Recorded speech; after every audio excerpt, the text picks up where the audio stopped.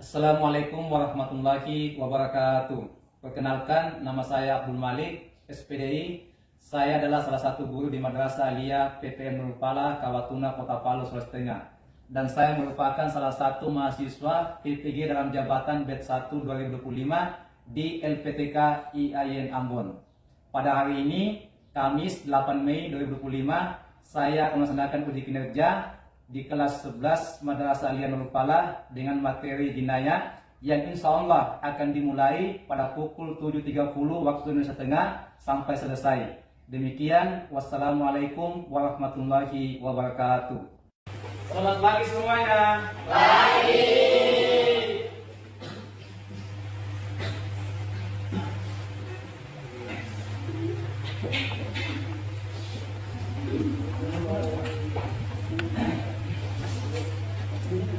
Oke, assalamualaikum warahmatullahi wabarakatuh. Waalaikumsalam warahmatullahi wabarakatuh. Apa kabar semuanya? Baik. Sudah makan? Sudah. Alhamdulillah. Sehat ya? Sehat. Jadi semangat pada pagi ini? Semangat. Jadi sebelum kita masuk di pembelajaran pada kesempatan ini, terlebih dahulu kita berdoa bersama. Betul semua? Oke, silakan bikin doanya. Teman-teman, sebelum kita mulai pembelajaran, mari kita berdoa. Berdoa dimulai. Bismillahirrahmanirrahim. Raditu billahi rabba wa bil islami dinan wa bil muhammadin nabiyya wa rasulah. Rabbi zidni ilman warzuqni fahman. Amin. Baik, selanjutnya sebelum kita masuk materi, kita akan menyanyikan lagu Indonesia Raya. Dimohon semuanya untuk berdiri.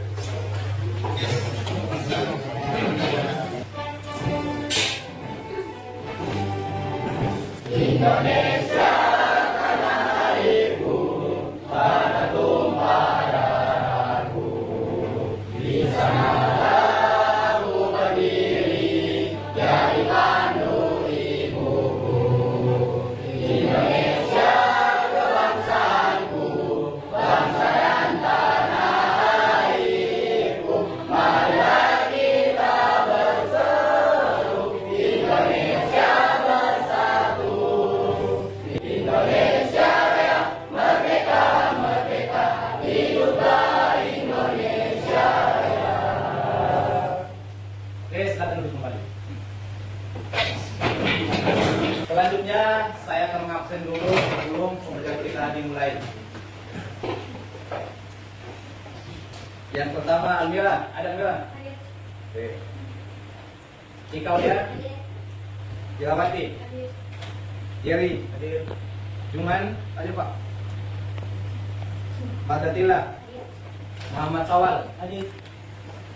Firdaus? Hadir. Jirga? Hadir. Muhammad Sahur? Hadir. Nazril? Hadir. Olivia? Rizky Maulana? Hadir. Renita? Siva Madani? Oke. Safina? Salda? Yusri? Zulkifli? Marifa? Semua ada? Ada sakit?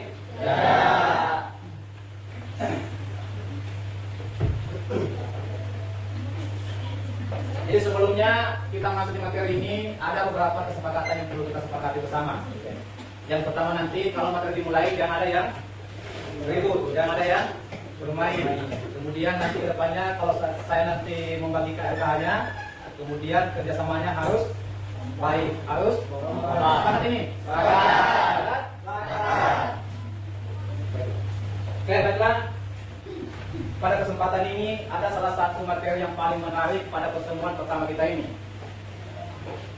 Jadi materi itu salah satu bentuk yang paling sakral, karena kenapa? Itu menyangkut persoalan kehidupan manusia.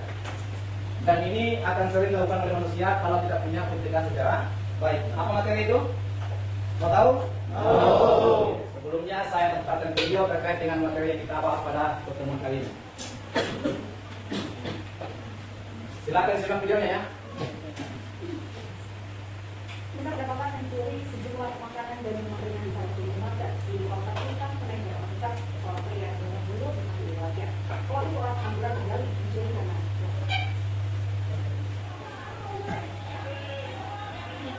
Sejumlah warga berupaya menghalau pintu minimarket mencegah aksi massa merangsek masuk ke dalam menghakimi seorang pelaku pencurian. Warga sempat menghakimi pelaku seorang pria berusia 30 tahunan usai kedapatan mencuri di minimarket. Mencegah aksi massa, pelaku diamankan di dalam minimarket. Aksi diduga terjadi pada dini hari di salah satu minimarket di kawasan Kuitang, Kembangan Raya Senen, Jakarta Pusat. Pelaku masuk dengan kedudukan berdepan ke kamar mandi. Pelaku tertangkap kamera mencuri sejumlah makanan dan minuman ringan. Khawatir pelaku membekali diri dengan senjata, salah seorang karyawan minimarket langsung meminta pertolongan para warga sekitar hingga diamankan sebelum kabur. Dari pemeriksaan pelaku berdalih mencuri karena kelaparan.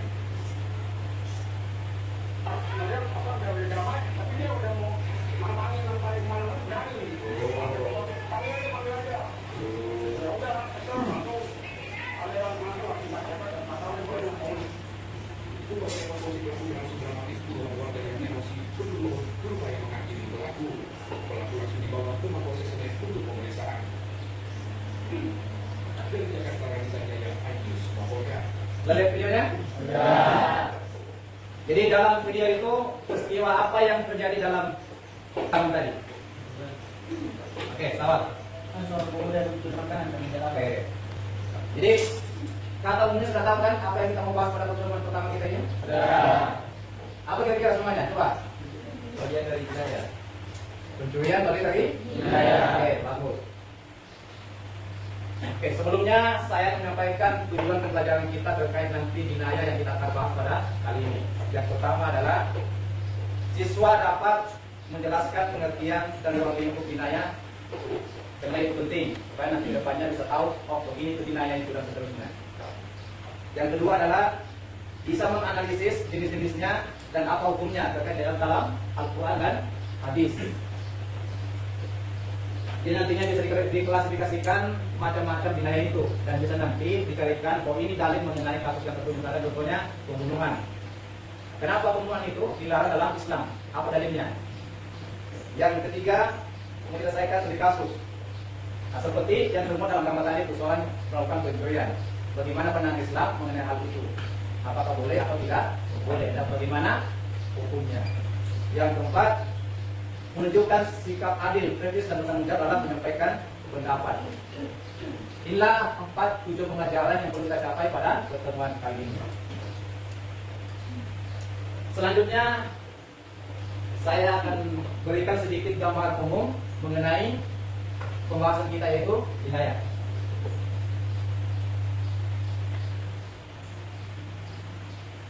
Jadi ini hanya gambaran umum saja mengantar kita supaya sudah ada pengetahuan awal mengenai karena ini pertemuan saudara kita pada kesempatan ini. Jadi di sini jinayah itu artinya adalah kejahatan atau pelanggaran. Dalam konteks fikih, jinayah merujuk pada perbuatan yang dilarang oleh syariat Islam, dikenakan sanksi atau hukum ketika dilakukan. Kaitan ini ada macam-macam jinayah. Kita akan bahas pada pertemuan ini hanya 3 saja. Yang pertama persoalan pembunuhan, yang kedua penganiayaan, yang ketiga adalah pencurian. Sebelumnya saya akan nanti membagi 4 kelompok. Siapa akan mendapatkan pembahasan mengenai pencurian, penganiayaan, pembunuhan. Kemudian berikutnya yang kelompok satunya membahas ke tiga-tiganya. Baiklah, saya akan bagikan kelompoknya terlebih dahulu. Saya urutkan sesuai dengan absennya ya. Yang ganjil ketemu ganjil, yang genap ketemu genap. Oke, silakan disimak. Nanti cari teman masing-masing. Oke, di kelompok 1 Iqbal Madani. Ini kelompok 1 ya. Yang kedua Satmina, yang ketiga Madatillah, yang keempat Remita, yang kelima Marifah. Silakan cari pasangannya di kelompoknya.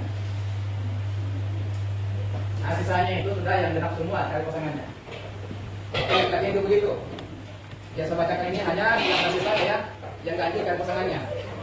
Yang ganjil itu yang pertama SGM, Yusril, Sawal, Dirga, Nazrin. Yang ganjil ini silakan cari pasang masing-masing.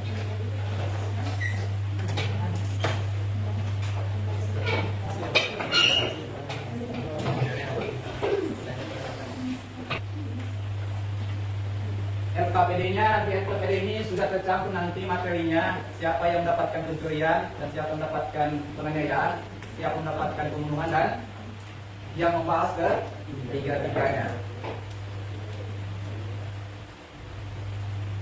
Kelompok 1. Oke. Kelompok 2. Kelompok 2 mana? Oke, kelompok 2. Kelompok 3. Oke. Kelompok 4. Oke. Jadi sebelum kita mulai, kita SPG dulu. Oke? Boleh berdiri semua?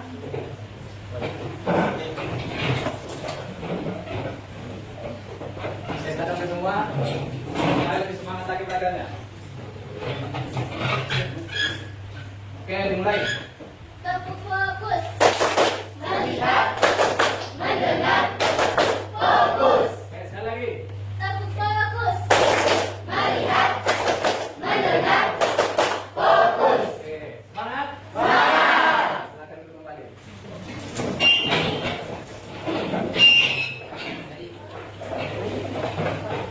Baik, silakan juga semua videonya. Apa isi dalamnya? Kalau ada hal-hal yang bertanyakan, silakan tanyakan. Biar tunjuknya. Ini studi kasusnya seorang remaja berusia 7 tahun memberikan mencuri makanan di sebuah warung karena tidak makan selama 2 hari. Sebuah studi kasus yang muncul. Jadi apa tanggapan kalian di sini kalau sebagai pemilik warung atau masyarakat atau apa hukum? Nanti diskusi dengan teman-teman ya, apa tanggapannya. Kemudian nanti silakan dicarikan dalilnya mengenai penganiayaan. Apa dalilnya dan bagaimana hukumannya pelaku jika dilakukan seperti itu. Kemudian nanti ini kasusnya kan, kasus ini kemudian dijawab dengan jadi kasusnya ini seorang remaja mencuri kemudian dia ada pemilik warung ada apa? Ya, dari dalilnya. Ini dijawab nanti. Ini kan kasusnya, kasus ini dengan pertanyaan ini, bagaimana tanggapan kalian mengenai hal itu? Oke, jadi pertanyaan jawab dari sini. Oke, waktunya habis. Semua dirapikan kembali punya di meja. Waktunya habis. Jadi selanjutnya kita akan menyaksikan presentasi dari kelompok 1 dulu ya.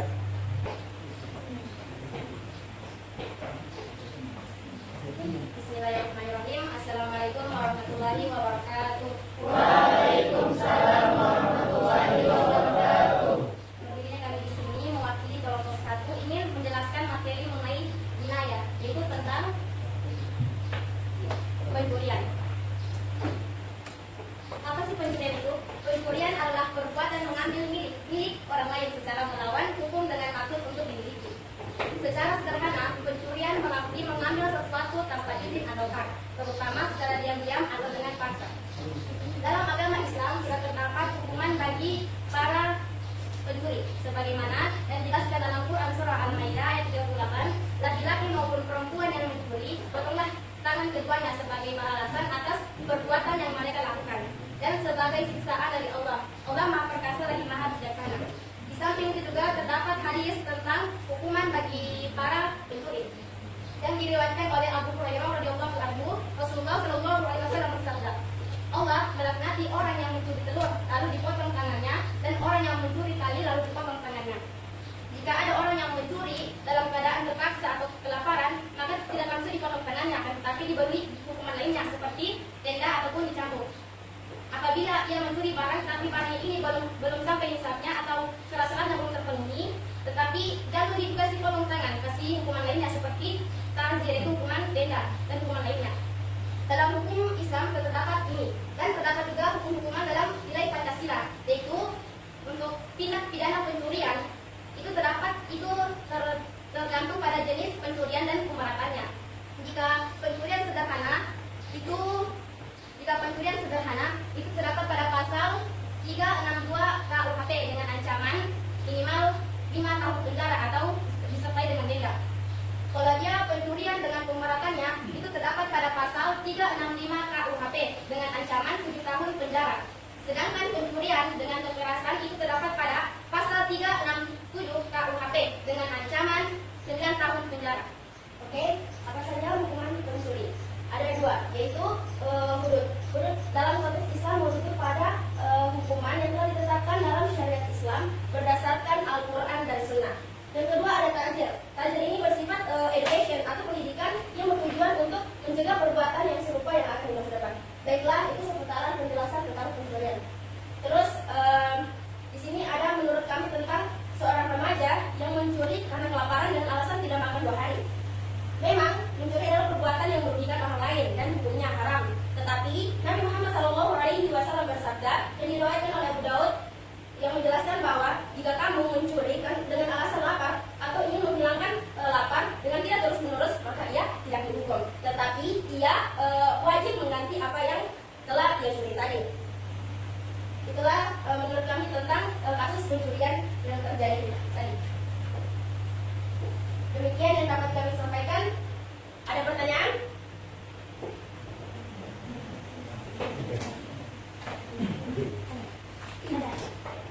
Ini loh, kelompok ini kelompok 2.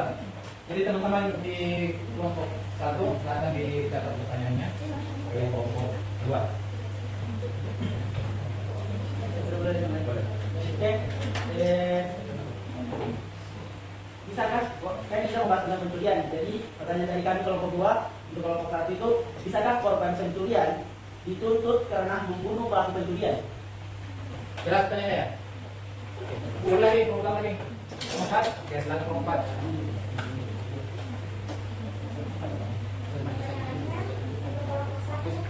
Bagaimana jika ada seorang pedagang yang tidak terima kalau pencuri itu mencuri barangnya dengan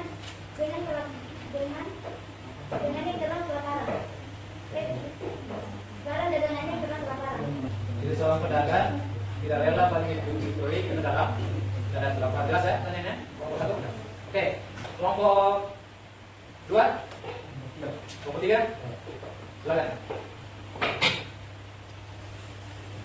Adakah pertimbangan terhadap pencuri seperti faktor-faktor yang melatar belakangi pencurian tersebut? Dijawab kelompok berapa? Jadi saya menjawab pertanyaan dari kelompok 2. Gimana kelompok 2? Kelompok 2 mana? Kelompok 2. Silakan dengan jawabannya. Serta kalau pencurian itu kita membunuh pelaku pencurian, jawabannya secara umum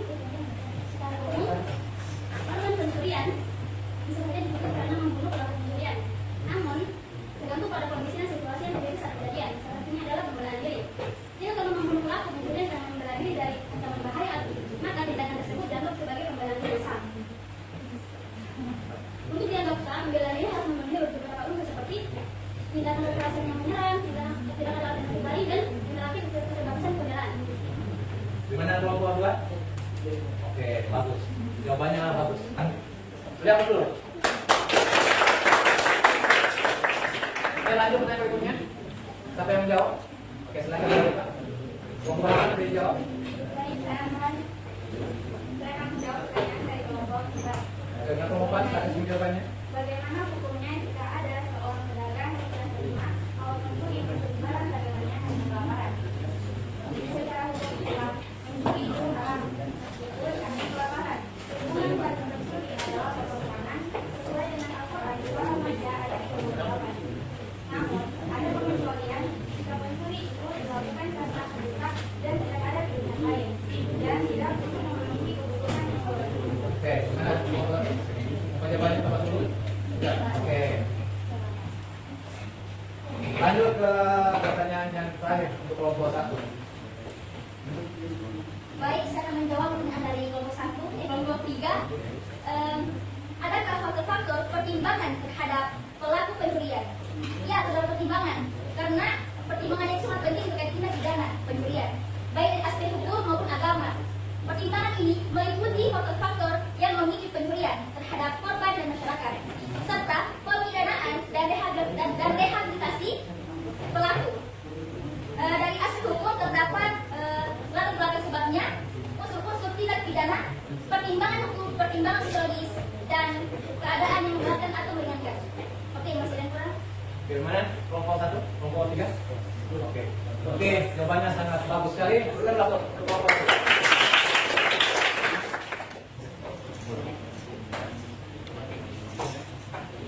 Demikian, terima kasih. Wassalamualaikum warahmatullahi wabarakatuh. Waalaikumsalam warahmatullahi wabarakatuh. Silakan duduk. Masih semangat? Baik. Kita lanjut ke kelompok 2. Oke.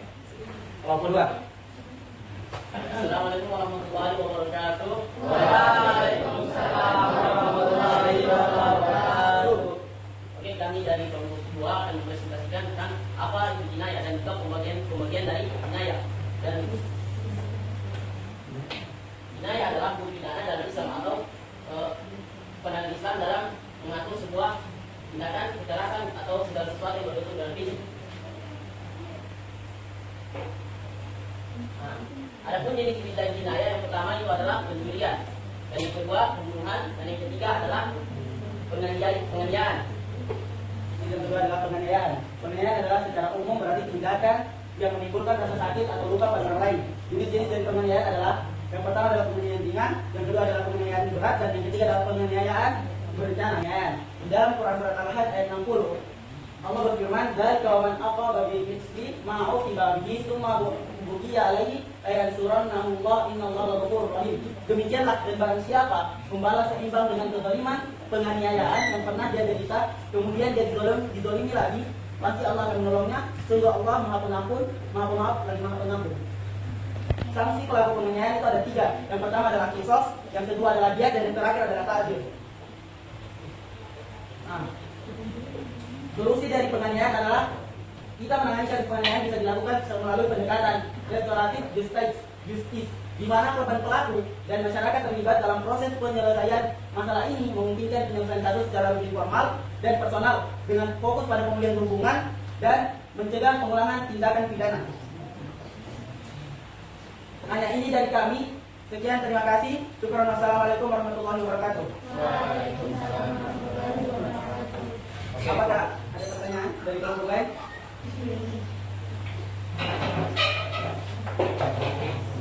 Apakah contoh dari penganiayaan? Jelas ya?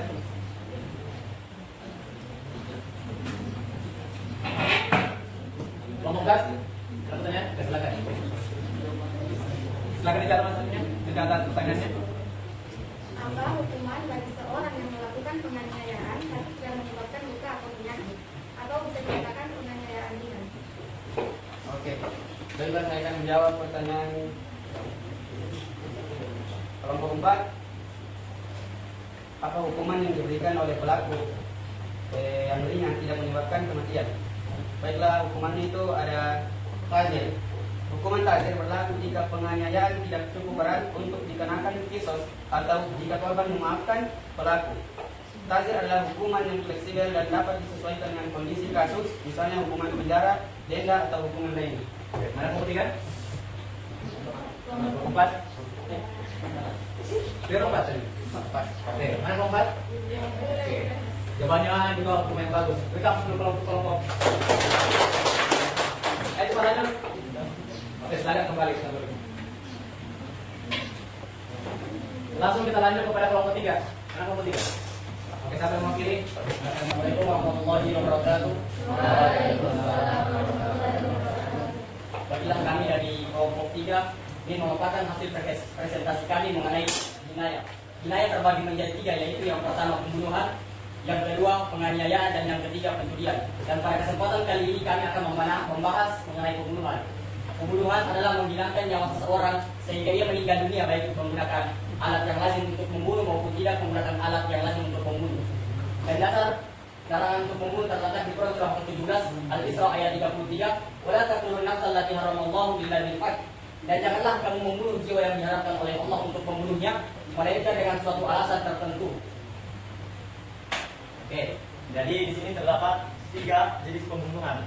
Jenis pembunuhan itu ada jenis pembunuhan yang disengaja, pembunuhan seperti disengaja atau tersalahkan atau tidak disengaja.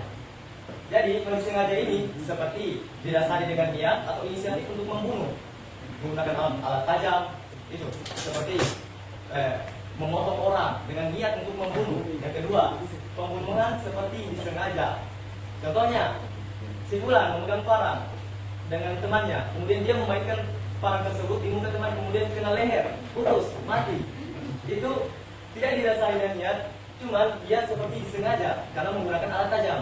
Yang ketiga, pembunuhan tidak disengaja. Contohnya, ada si fulan memegang senapan, kemudian dia menembak tapi salah sasaran, hanya mengenai orang lain, maka itulah disebut dengan tidak disengaja. Sudah tertera di dalamnya pembunuhan sengaja itu namanya kisos. Tapi kalau dia tidak dikenakan dengan kisos, maka dia bisa turun ke diat ataupun kifarat. Di sini ada kisos. Kisos adalah pelaku yang diberikan sanksi yang berat, sepertinya hukuman yang sepadan dengan apa yang telah dilakukan oleh terdakwa. Yang kedua, berat dan ringan. Ada yang jenis seperti disengaja, 30 ekor hipko, 30 ekor jadaa, dan hilfa. Hipko, 30 ekor hipko ini adalah unta betina yang berumur tahun.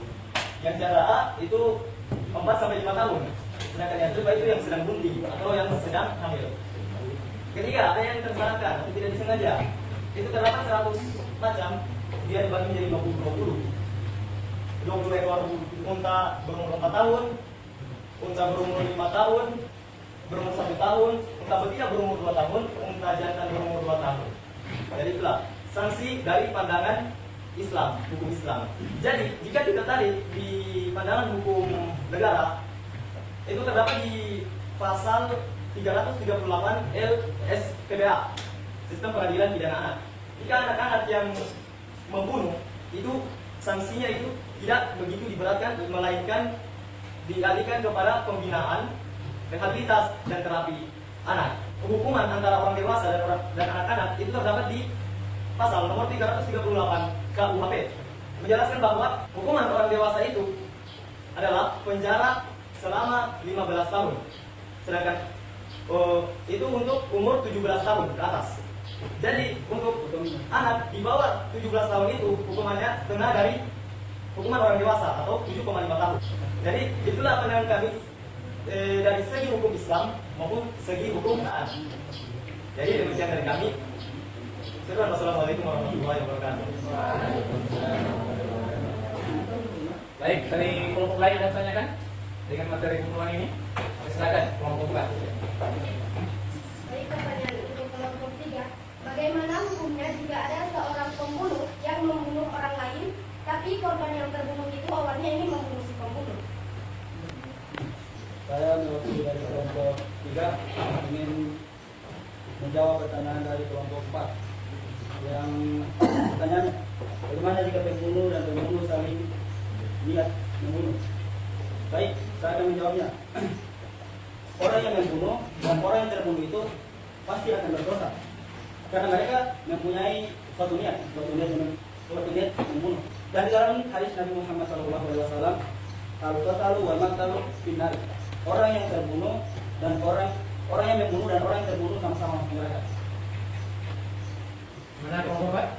Jawabannya? Serasa jawabannya jelas ya. Berikan aplaus untuk kelompok 3. Ya, semangat. Boleh kembali.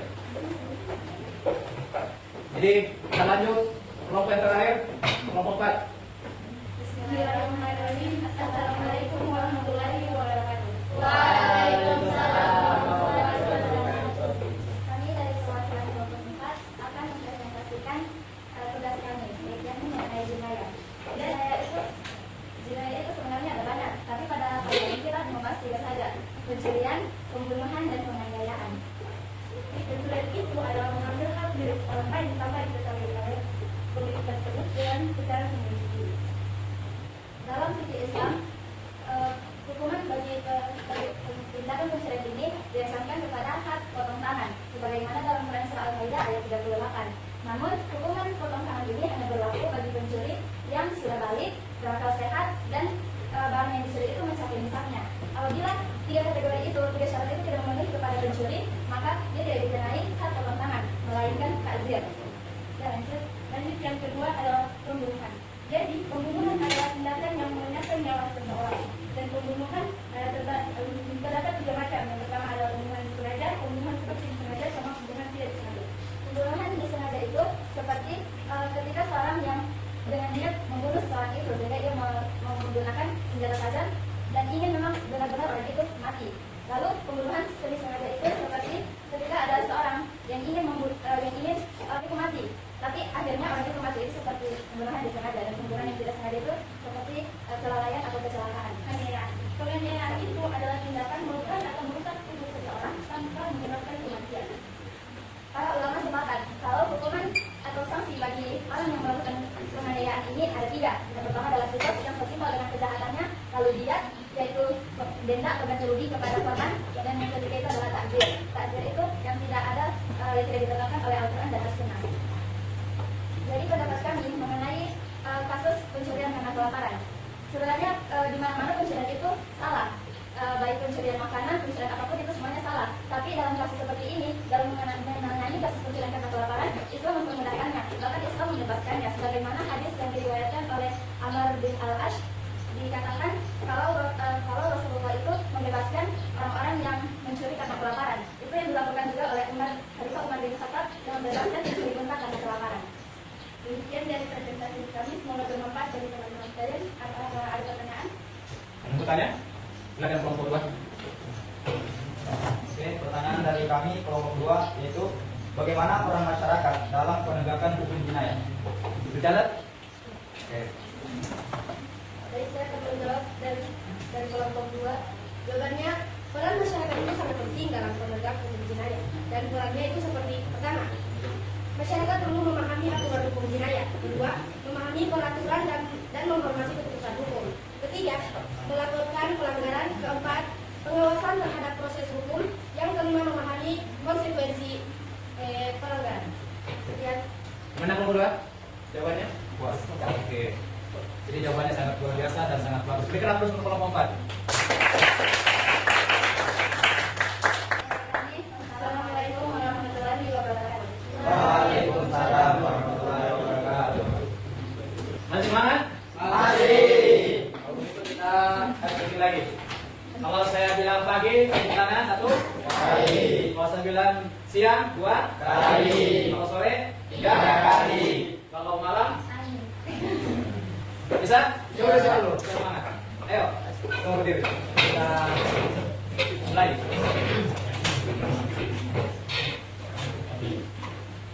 Pagi, siang, sore, malam. Mari kita fokus ini coba. Kita kembali. Oke, pagi, siang, sore, malam. Sore, malam. Oke, silakan duduk kembali. Jadi luar biasa semua penampilan pada kesempatan ini mempresentasikan apa yang telah menjadi tugas masing-masing tadi. Ada yang bagian pencurian, ada yang bagian penganiayaan, ada bagian pembunuhan, dan ada yang kamu ke tiga-tiganya. Oke, kita lanjut penguatan materinya. Setelah ini penguatan materi saya akan berikan soalnya sebagai bahan evaluasi pembelajaran kita pada kesempatan ini.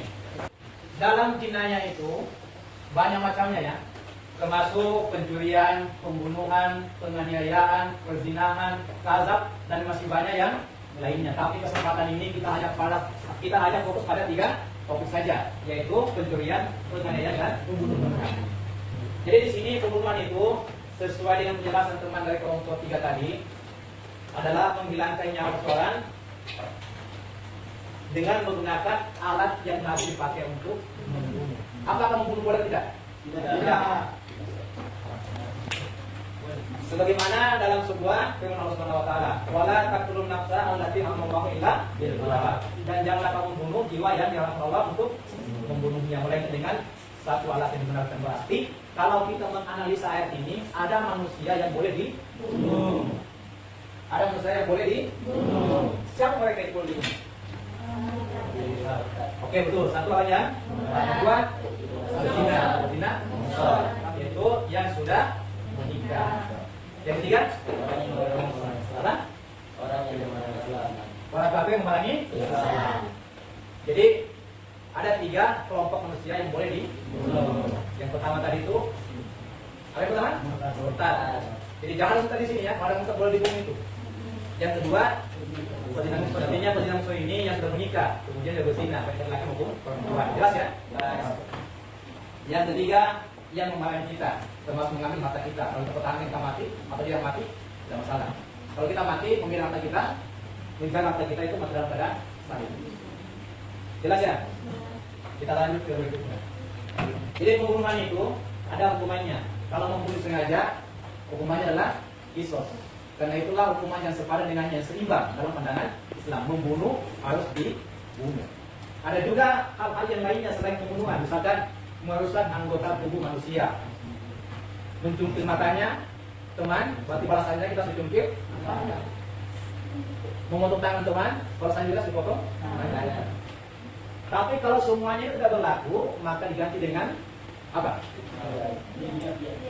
Diganti dengan? Dia artinya? Sesuai dengan yang berlaku dalam hukum Islam. Jadi kita sebagai manusia, apalagi kita sebagai orang Islam ini, jangan sampai kita melakukan tindakan yang kita bahas pada pertemuan kali ini. Jelas ini? Jelas? Pertanyaannya? Kalau tidak ada, kita lanjut ke soal. Saya akan memberikan soal. Silakan sebelum saya bagikan, silakan dirapikan semua bukunya dan dimatikan komputernya. Oke, semuanya cepat. Dirapikan semua bukunya, disimpan lagi semua bukunya, kemudian dimatikan komputernya. Oke.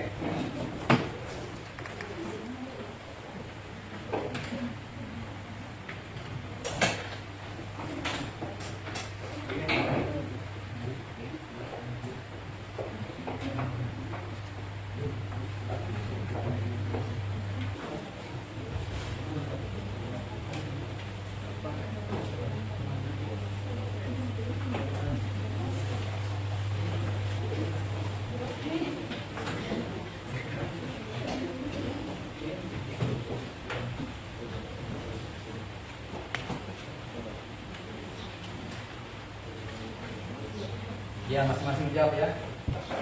Jangan diskusi lagi. Diskusi sudah selesai. Sekarang fokus masing-masing menjawab soalnya. Dan masing-masing memilikinya.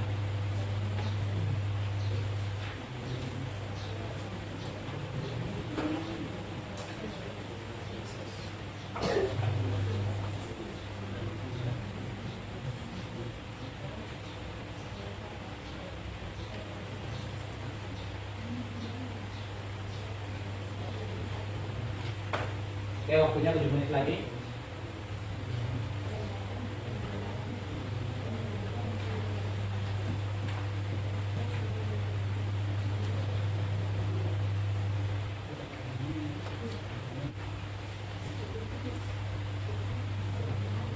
Oke, waktunya 5 menit lagi waktunya.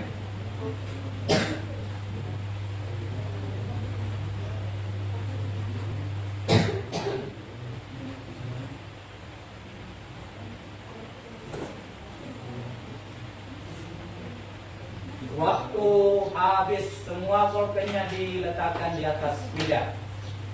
Ayo, semua pulpennya diletakkan di atas meja. Dan silakan dikumpul masing-masing jawabannya. Jangan lupa tulis nama ya. Oke, silakan dikumpul jawabannya.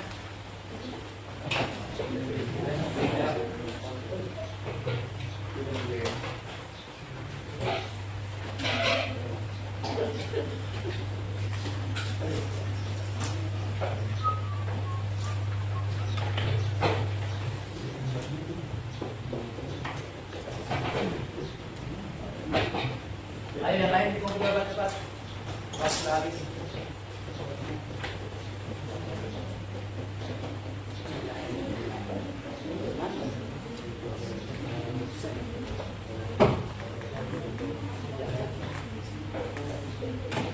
Baik, selanjutnya sebelum pertemuan kita ditutup pada kesempatan ini, saya akan menyampaikan beberapa kesimpulan dari materi yang kita bahas pada pertemuan kali ini. Intinya adalah, walaupun kita dalam keadaan lapar, tidak makan 2 hari, 1 hari, 3 hari, usahakan jangan sampai kita lakukan tindakan penganiayaan. Apa tindakan yang kita lakukan? Minta. Ya, usahakan kita minta kepada pemiliknya. Apalagi sampai kepada penganiayaan atau sampai kepada pembunuhan. Karena setiap manusia itu punya hak untuk kita jaga dan kita pelihara, baik jiwa kita, harta kita, dan lain-lainnya. Jadi selanjutnya saya akan berikan materi yang kita bahas pada pertemuan berikutnya, yaitu kita sambung ya.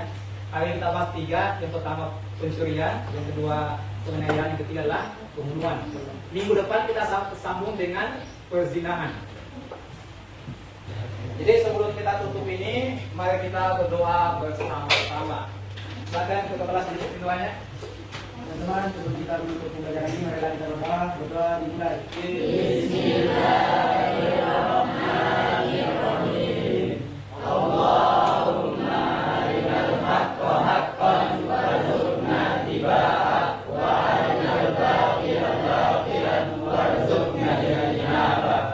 Amin. Evan kepala. Istiqomah sampai jannah Allah. Cukup sekian. Assalamualaikum warahmatullahi wabarakatuh. Waalaikumsalam.